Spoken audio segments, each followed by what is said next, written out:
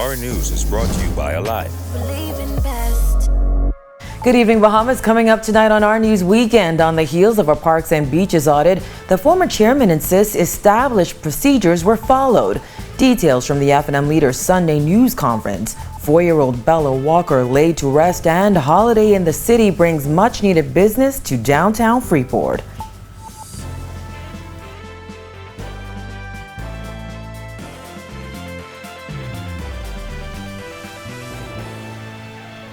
Good Sunday evening and welcome to Our News Weekend. I'm Vonique Tude. Topping news tonight, former executive chairman of the Public Parks and Public Beaches Authority, Shannon Don Cartwright, responding to revelations made on Friday following an audit of the authority. Cartwright said in a brief statement today, on assuming office as executive chairman of the Bahamas Public Parks and Public Beaches Authority in August 2017, and throughout my tenure, established procedures were followed. Notably, the report indicates that most contracts adhere to the documentation requirements of the authority. I look forward to the completion of government's assessment on this matter, at which point I will respond accordingly. The Free National Movement raising several questions about the Public Parks and Public Beaches Authority audit, which gave a scathing assessment of the issuance of contracts and overspending at the authority. During a news conference at F&M headquarters this afternoon, party leader Michael Pintard said the new government is acting as if it has amnesia, adding that deficiencies have existed for decades. He questioned whether it could truly be called an audit and asserted the subjects of the audit were not given the opportunity to adequately respond. The report that we don't believe rose to the standard of an audited report. I mean, simply because even the subjects mentioned in the report were not given an opportunity to respond to concerns raised. Some may be very much legitimate, but at a minimum, the subjects of the report ought to have been given an opportunity to read and respond in writing to clarify any matter before it was mysteriously delivered to the public. But if I did not mishear any member of the government, that report may have been paid for. The authority has decided to terminate all existing contracts following the audit, which was released by Press Secretary in the Office of the Prime Minister, Clint Watson, on Friday. The audit shows the authority consistently went over its budget by millions of dollars between 2019 and 2021. K. Christie & Co. Chartered Accountants, which conducted the audit, stated this operational review revealed a combination of material weaknesses and significant deficiencies that created an environment to facilitate such overruns. Pintard, who was asked to respond to the contents of the audit, said the party is studying and insisted Cartwright made a compelling case in his response. Once we have had a chance to study it, we intend line by line to offer a response to what has been contended in the report, but by those persons speaking at the press conference as well. So in short order, we'll have an opportunity to dissect it and share. The F&M leader says it appears the government is preparing for the cancellation of contracts held by people perceived to be F&M supporters. I would suggest that if we were to look at the list today and look at the list 1 or 2 months from now, those persons who are calling them who belong to the PLP family are likely to have those contracts renewed, which would suggest that the decision being made, much of the narrative being shared in the public to muddy the water, is about creating a pretext to eliminate one group of Bahamians from holding contracts to replace with another group of Bahamians holding contracts. Pintard also called for answers on the payment of vendors with contracts at public parks and beaches. The government needs to be explicit. What is the timetable that they are going to follow to pay the Bahamians who have worked, some of them who have not been paid since July, for the work that they have done maintaining parks, roadways, other facilities? It is absolutely important in this difficult period where many families are hurting for the government to be absolutely clear on when they intend to pay these Bahamians. And I did not say FNMs. More than a month after her tragic death, which sparked widespread outrage, 4-year-old Bella Walker was laid to rest this weekend. Devastated family members and Grand Bahama members of Parliament gathered at St. Vincent de Paul Catholic Church in Hunters for the somber service on Saturday.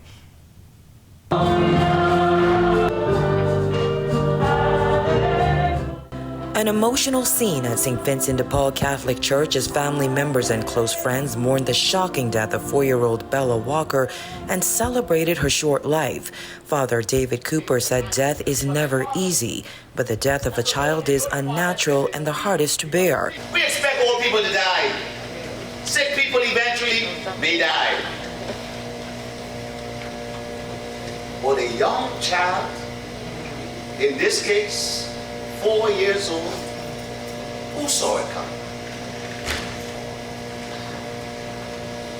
This kind of separation is difficult. And when a loved one who is young and tender, as I call her baby Bella, this is a different situation. Bella was taken to hospital unresponsive in early November after being assaulted. Her story sparked outrage and renewed calls for an end to violence against women and children. Police later revealed the little girl had suffered blunt force trauma. The road to her burial was a rocky one, as the child's families went to court to determine who would get to arrange her funeral and where. Father Cooper said Bella's death was tragic, but it was also avoidable. We be dumping our children everywhere to be free. We do it all the time. Summers. Some people don't see their kids from school closed till the day before school open. That's the truth. And we need to learn. And that's why these kinds of things happen. He prayed for eternal comfort for the child's family members, whom he said had to endure hearing stories. Everybody coming to us with a story. Everybody coming with advice.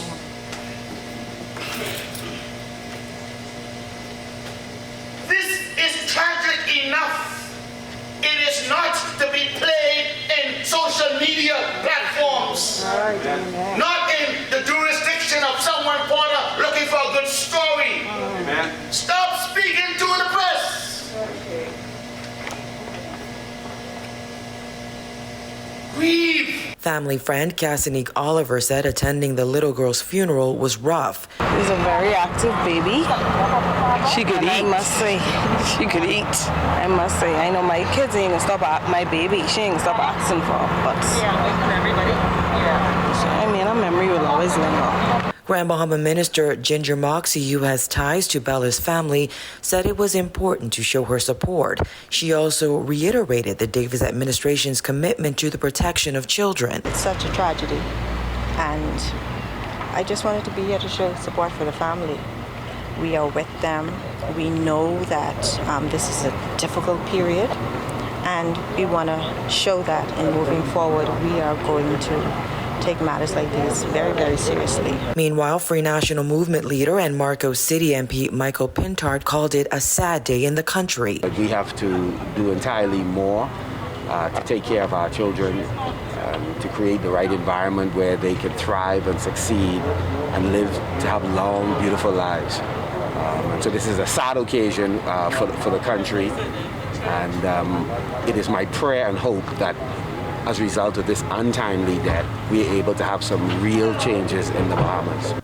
In other news, over a week after Tourism Minister Chester Cooper announced the elimination of travel health visas for Bahamians and citizens re-entering the country, the FNM leader is calling on the Davis administration to modify its screening policy for re-entering the country. He asserted the country appears to be in the midst of a fourth wave and the government doesn't seem to be prepared. We understand clearly that COVID does not only take lives, but it destroys livelihoods. And we are interested in the country clicking on all cylinders to generate jobs and opportunities for all Bahamians. However, if the country is overrun by COVID, the variants that we have long been familiar with, or the new variant which is more transmissible, the livelihood that we presently enjoy is likely to be strangled. Pintard said while eliminating the travel health visa was a campaign promise of the Progressive Liberal Party, the government must be cautious about pandering to the populist view. Another campaign promise ahead of the September 16th election was free COVID testing. The government has conducted a pilot program on some islands and has committed to a full rollout in the new year. Pintard says rapid antigen tests won't cut it. The rapid antigen test is not the test that was forecasted. And if it was, then it shows a lack of understanding in terms of what is the gold standard for testing to determine whether somebody is COVID positive or not. From the crime beat, a man is in hospital tonight in critical condition following a police-involved shooting over the weekend. According to the police report, officers were called to an apartment complex on Bow Avenue in Montel Heights around 10 a.m. Saturday, where a man allegedly had a gun. According to police, as an officer approached the man who was standing in the front room of the apartment complex, he noticed the man had a gun in the waistband of his pants. The man allegedly reached for the gun upon seeing the officer. As a result, the officer, being in fear for his life, opened fire on him and he was struck several times. A pistol was recovered and EMS personnel transported the man to hospital. An investigation has been launched into this matter. And still to come, shoppers encouraged to buy Bahamian this holiday season. Plus, the F&M leader accuses government of violating the Public Procurement Act. Stay with us. Welcome to our news and thanks for joining us. Topping news tonight. COVID-19 remains a serious threat. Coronavirus COVID-19 has disrupted our economy, tourism industry, educational system, and put our healthcare facilities and professionals on high alert. Are you prepared? Do you have all the facts? Stay tuned to this network for the very latest news and information on this global pandemic.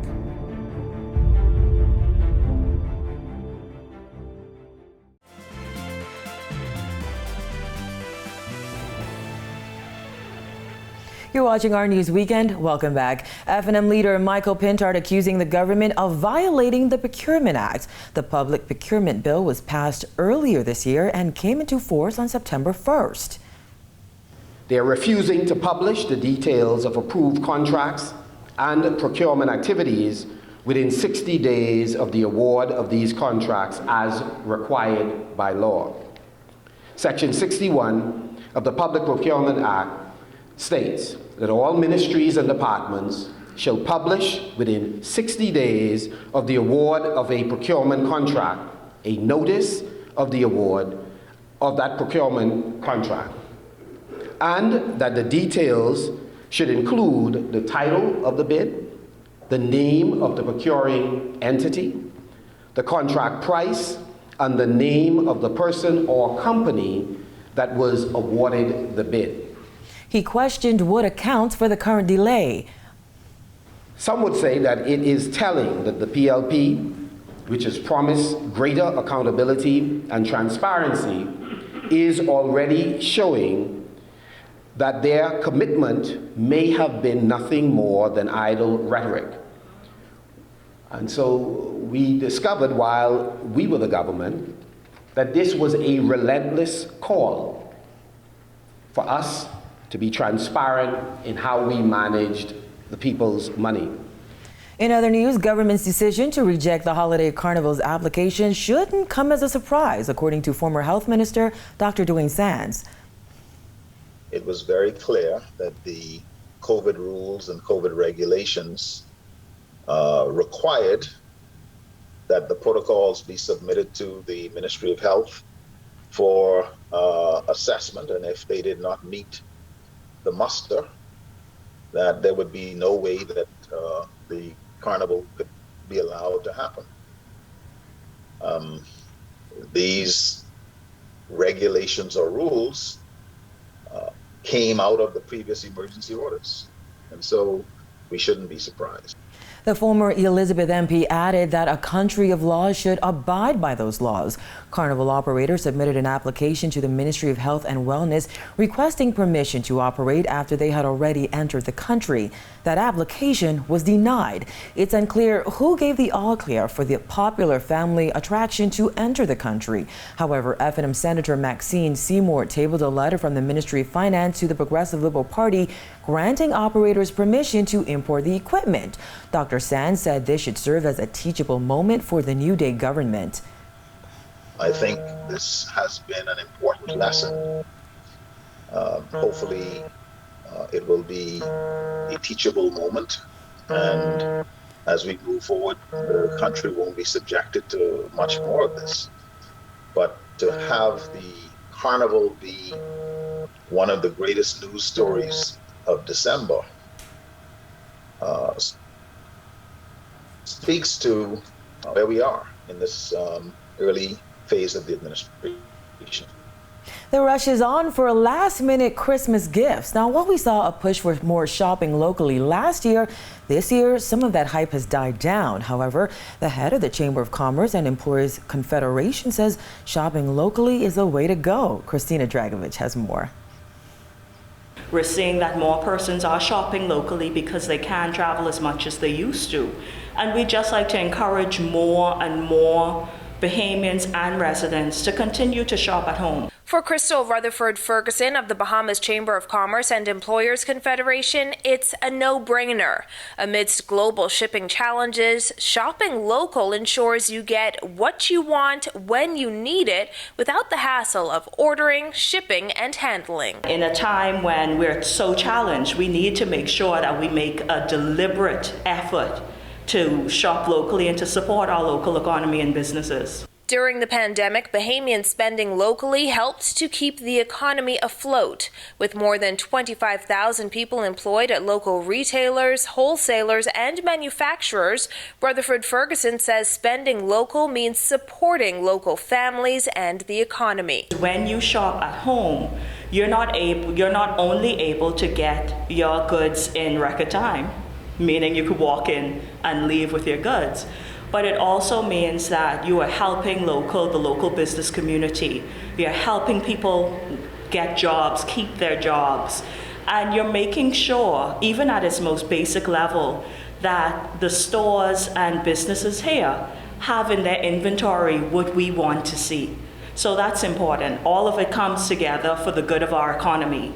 And in a time when we're so challenged, we need to make sure that we make a deliberate effort to shop locally and to support our local economy and businesses. According to Shop Local Bahamas, approximately 45% of every dollar spent locally is reinvested locally.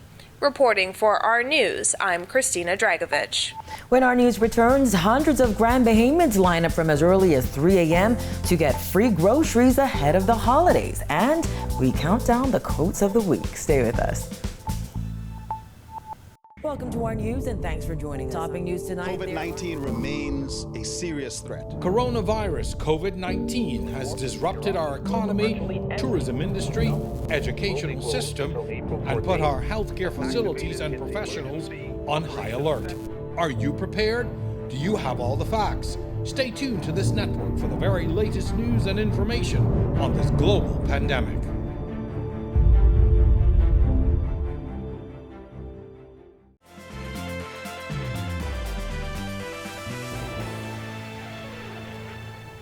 Over on Grand Bahama, downtown Freeport was decked out in green and red on Saturday as government officials sought to spread some holiday cheer to residents. Santa's elves and the Grinch put in an appearance as the city center came alive during holidays in the city. Residents turned out for Bahamian cuisine, entertainment, and even a good old-fashioned dance-off. Do the stanky leg, do the stanky leg, now break your leg, hey! Break your leg. All right, give him a round of applause, man. Give him a round of applause. Holidays in the City was designed to inject much-needed revenue into the business community by encouraging residents to buy Bahamian this holiday season. Grand Bahama Minister Ginger Moxie. We know that Christmas time is a popular shopping season, and for many business owners, it would be the only opportunity they had to generate significant revenue in 2021. So we created holidays in the city and focused attention on our commercial center downtown. Moxie also made this promise to downtown business owners. A new year is dawning, and transformation is coming to this area soon. With the AML Foods acquisition of the old Winn-Dixie building right next door, which is presently under renovation, and the company's projected opening of Solomon's Freeport, located right here on York Shore downtown in early 2022, you will experience the change you have been waiting for. Glendia Sweeting of the Grand Bahama Port Authority said Grand Bahamians are resilient after enduring the wrath of Hurricane Dorian and continuing to cope with the effects of the COVID-19 pandemic. She said the Port Authority has done a lot over the last 2 years to assist with recovery efforts and will do even more in the new year. We will continue to do our part to help improve the quality of life for all residents and businesses, not only in Freeport, but of course throughout the island of Grand Bahama. This is our home. Former City Council Representative Clement Campbell called the initiative, which has brought entertainment and an economic boost to the city center, long overdue. He predicted Freeport residents will see a transformation by 2024. Something like this has been long wanted in the community. For the past 4 years, we have nothing of this nature in Grand Bahama. So I applaud the government and I applaud the Minister for Grand Bahama. This is nice. I have my grandkids out here, my nieces and nephews, and everybody's out here having a good time. Yeah, you can tell the atmosphere, the people, the crowds. I mean, it's obviously something that people need right now. Yeah, and, it's kind of bring life back to the society, because of what Grand Bahama being through with the hurricane and the COVID and everything. It's uplifting the spirit. Alive, Vicky Martel and Reach Out Youth Organization coming together on Saturday to distribute toys and groceries to Grand Bahama families this holiday season. The need is so great on the island that cars were wrapped around the block, with the first family showing up from the night before to ensure they didn't miss out.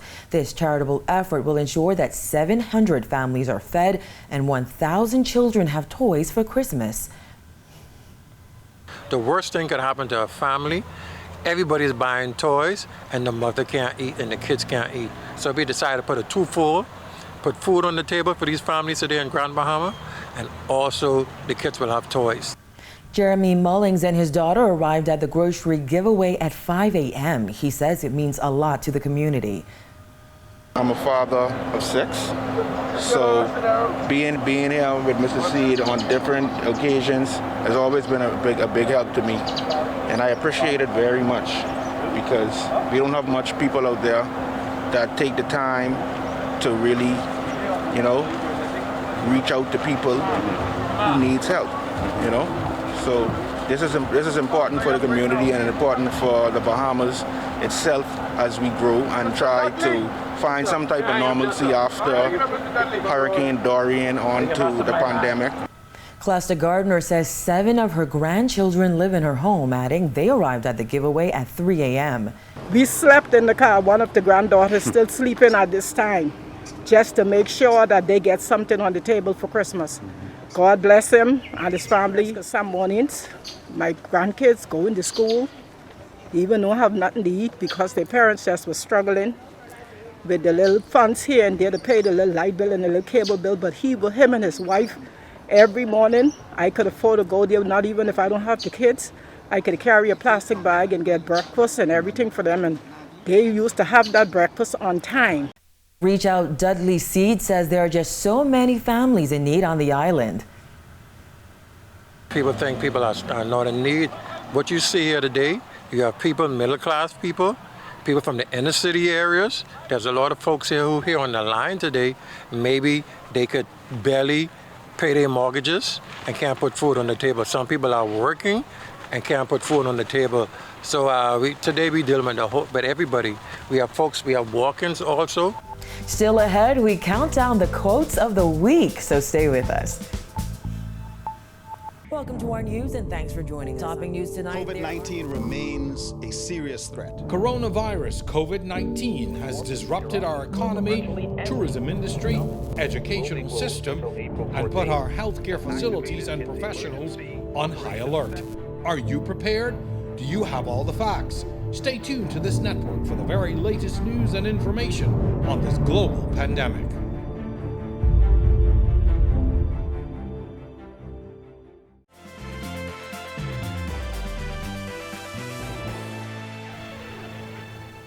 And finally, tonight in our news, it was an eventful week in news as everything from Carnival confusion to a damning audit dominated headlines.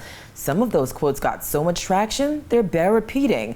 In the third spot is attorney Christina Galanos, whose teenage client was awarded over $40,000 by the courts after he was pushed by a police officer in a video that went viral.